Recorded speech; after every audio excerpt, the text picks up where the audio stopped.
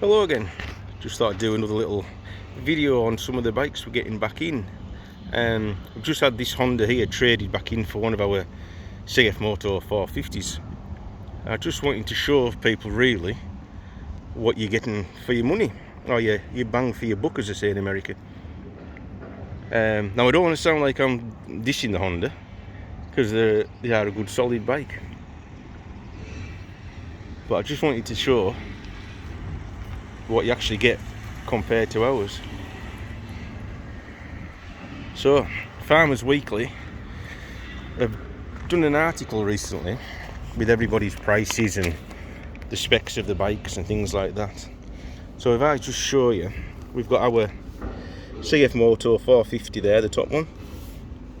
Then it shows you here, you've got your front diff lock, power steering, independent suspension all round, front and rear.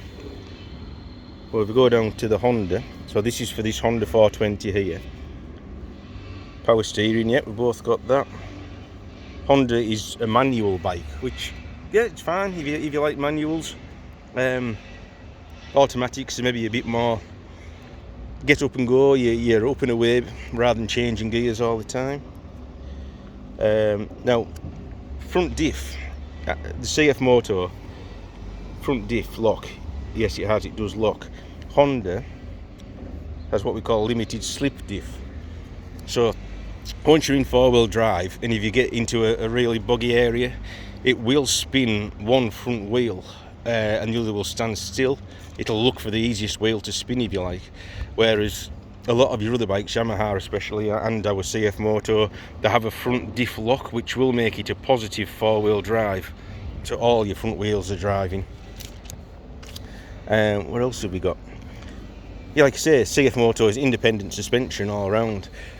This Honda here is solid rear axle, if you look in here. So it's solid across. Still got a drum brake, where I was independent suspension, disc brakes all around. And I don't know if you can see, if I just come back a bit, the difference in the ground clearance. You can see there's a lot more ground clearance on the CFMOTO to the Honda. Now this CFMOTO we've got here, this is the 520, but it's physically the same size as the 450, and everything you see here is as standard. So we are getting on ours, it is road legal, so your indicators and everything are built in. Got a winch on the front, as you see, no winch on the Honda. If you want to make that properly road legal, you've got to buy an extra lighting kit. To select four-wheel drive, it's just on a lever here. It just pulls a cable down to your front diff. Whereas the CFMOTO, it's all just on the electric motor, on a switch on here.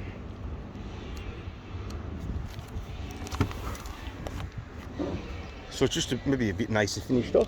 Independent suspension as well. It makes them follow the ground a bit easier than smoother than a solid axle. So nicer to ride. But one of the things I really noticed was the trailer capacity.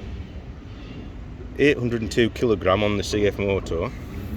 And if we go down to the 450, sorry, the Honda 420, 385. So there's a big difference between the two there. And the price. So we look at the 450, 4,999 plus VAT.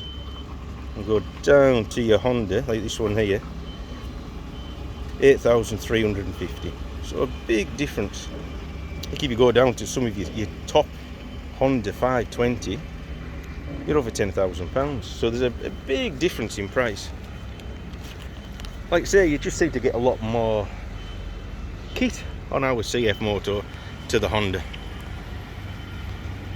We just did a little test as well, comparing the turning circle between the two. And our CFMOTO has got a tighter turning circle as well than the Honda. Not a lot in it, but it definitely does turn tighter. Like I say, I don't want to sound like I'm dissing the Honda, because they are a good solid bike. But you are paying a lump more money for the bike itself. But if you want any more information or if you would like a demo of one of our CFMOTO 520s, see what you think of it. Please don't hesitate to give us a shout. We're in CFMOTO, we're in Appleby in Cumbria. But yeah, please give us a shout and like our channel and subscribe. Thank you very much. Cheers.